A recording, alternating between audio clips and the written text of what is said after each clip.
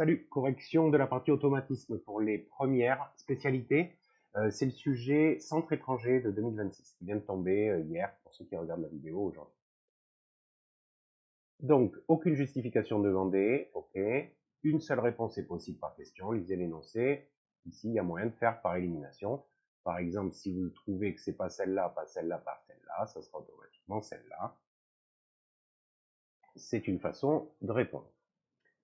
On a A et B, deux événements, et l'arbre de proba s'y compte, hyper classique, A pas A, B pas B. On peut alors affirmer que P de A bar inter B est égal à, donc P de A bar inter B, c'est la proba de ce chemin. Je multiplie les probas sur les branches, autrement dit, j'utilise la formule des probas conditionnelles, P de A bar inter B, c'est P de A bar fois P de B, sachant A bar. Je remplace 0,6 fois 0,7, et comme il n'y a pas de calculatrice, on se dit que c'est 6 fois 0,1 fois 7 fois 0,1. Autrement dit, c'est 6 fois 7, 42, fois 0,1 fois 0,1, c'est-à-dire 1 centième, c'est-à-dire 0,42. Réponse B. Bien sûr, la A, c'était sûr que c'était pas ça d'emblée. On n'ajoute pas les probas sur les branches ici. Facile, application directe du cours, bon, automatisme. Question 2. Dans un lycée, 150 élèves de première générale suivent la spécialité mathématiques, ce qui représente 3/5 de l'ensemble de tous les élèves de première générale. Du coup, on nous le donne un peu dans le mauvais sens, donc je vais appeler soit x le nombre d'élèves en première, vous n'avez pas à rédiger, et donc j'ai 3/5 du total d'élèves x qui vaut 150. J'ai plus qu'à résoudre cette équation du premier degré super simple. Je multiplie des deux côtés par 5 tiers. 5 tiers fois 150. J'ai plus qu'à calculer 5 tiers de 150. Je simplifie ici par 3 entre le 3 et le 150. Je vais l'écrire 3 fois 50, et c'est-à-dire que x est égal à 5 fois 50, c'est-à-dire 250. Réponse C. Un peu de jugeote fait que le 90, c'est pas possible parce que le total est forcément plus élevé que le nombre d'élèves qui sont en spécialité mathématiques. Il y a moyen de l'éliminer assez vite. Question 3. On considère les nombres A égale 1 tiers et B égale 5 sixièmes. On veut calculer A sur B plus 1. Ben, j'y vais. Donc A 1 tiers, B 5 sixièmes, et à ça j'ajoute 1. Je vais m'occuper de la première fraction parce qu'elle est assez moche. Diviser par un nombre, c'est multiplier par son inverse. En l'occurrence, je suis en train de diviser par 5 sixièmes, donc je vais multiplier par son inverse. 1 tiers fois donc l'inverse de 5 sixièmes, qui est 6 cinquièmes, plus 1. Bien sûr, la multiplication est prioritaire. Je simplifie ici par 3, pardon.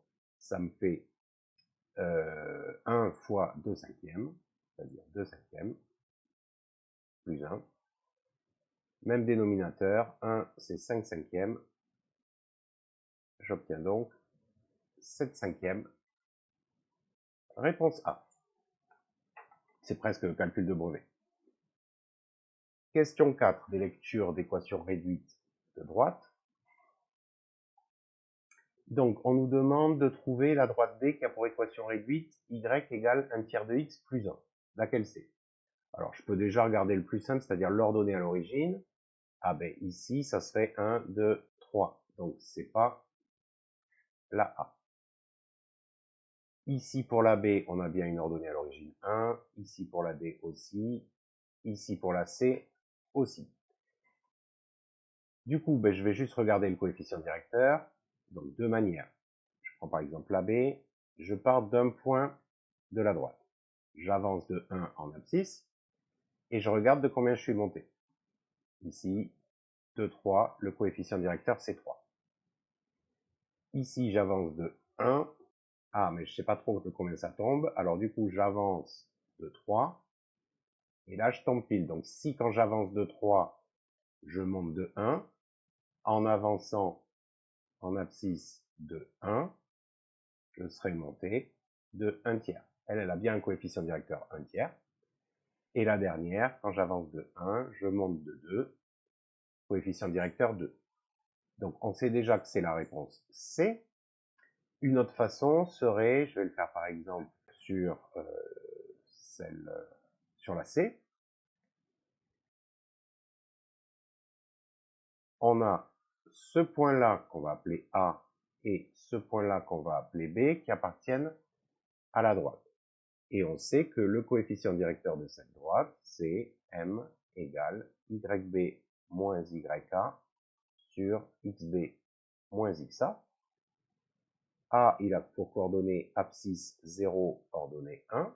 B, il a pour coordonnée abscisse 1, 2, 3, ordonnée 2. Je remplace YB 2 moins YA 1 sur XB 3 moins 0. 2 moins 1, ça fait 1. 3 moins 0, ça fait 3. Et je retrouve mon coefficient directeur de ma droite C, qui est donc la bonne réponse. Question 5. La forme développée de x cube moins 1, le tout au carré. Je reconnais une identité remarquable, x cube moins 1 au carré, c'est bien de la forme machin moins bidule au carré. Donc a carré moins 2ab plus b carré. Je remplace. Donc le a, il vaut x au cube, x cube le tout au carré, moins 2 fois 1 fois x cube, plus 1 au carré, qui vaut bien sûr 1. X cube, le tout au carré, je multiplie les exposants, x exposant 6, moins 2x cube plus 1 au carré qui fait 1. Donc pas celle-là, là j'ai oublié le double produit, x6 moins 2x cube plus 1, les autres, ici il n'y a pas le bon signe, là et là, et ici x5 parce que c'est pour ceux qui ont ajouté les exposants 3 plus 2. Donc réponse B. Question 6. On a une hausse de 20% puis une baisse de 50%. Donc le plus simple, c'est de passer par les coefficients multiplicateurs. Le premier, pour la hausse de 20%, c'est de multiplier par 1,2. 1 plus 20 sur 100, 1 plus 0,2, donc 1,2. Pour la baisse de 50%, c'est multiplié par 1 moins 50 sur 100, donc par 0,5. Et donc, le coefficient multiplicateur global, c'est le produit des deux. 1,2 fois 0,5, pour le calculer rapidement, on peut remarquer que 0,5 c'est 1,5, et 1,2 fois 1,5, ça fait 0,6, qui est 1 moins 0,4, c'est-à-dire 1 moins 40 sur 100. Donc, ceci correspond à une baisse, réponse C, de 40%. Question 7. Ce tableau donne les résultats partiels d'un sondage dans une classe de première comportant 25 élèves. Donc, j'ai ceux qui ont moins de 16 ans ou alors 16 ans et ceux qui ont plus de 16 ans. Super. Et après, ceux qui suivent l'aspect maths ou ceux qui ne le font pas. Donc, ici, j'ai 8 élèves de moins de 16 ans qui suivent l'aspect maths et 7 élèves de moins de 16 ans qui ne suivent pas la spécialité maths, donc 15 élèves de 16 ans ou moins au total. Ici, ceux qui ne suivent pas la spécialité maths, il y en a 7 plus 4, 11 au total qui ne suivent pas la spécialité maths.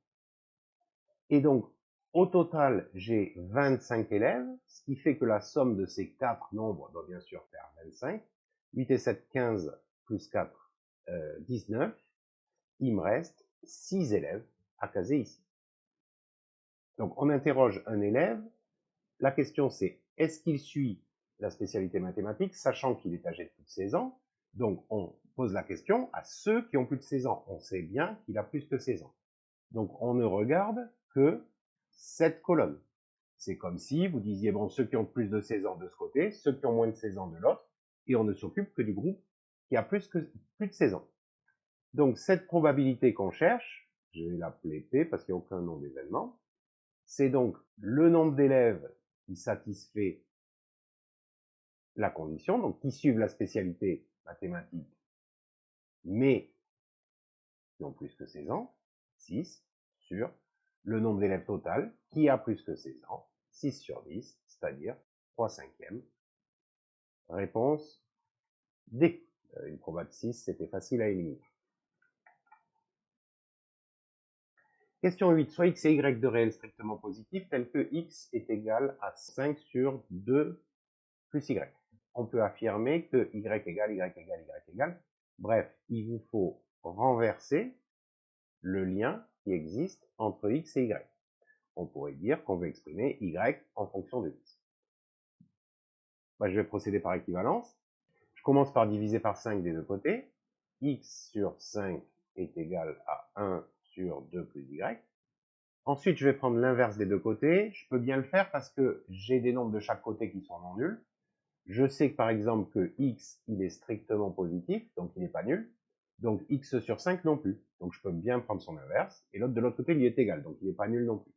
L'inverse de x sur 5, c'est 5 sur x. Et l'inverse de 1 sur 2 plus y, c'est 2 plus y. Et du coup, il ne me reste plus qu'à soustraire 2 de chaque côté pour obtenir y égale 5 sur x moins 2. Réponse D. Je vérifie les autres. OK. Bon, c'était pas très dur. J'espère que c'était gérable pour toi. N'hésite pas si tu as des questions en commentaire. Salut, à la prochaine.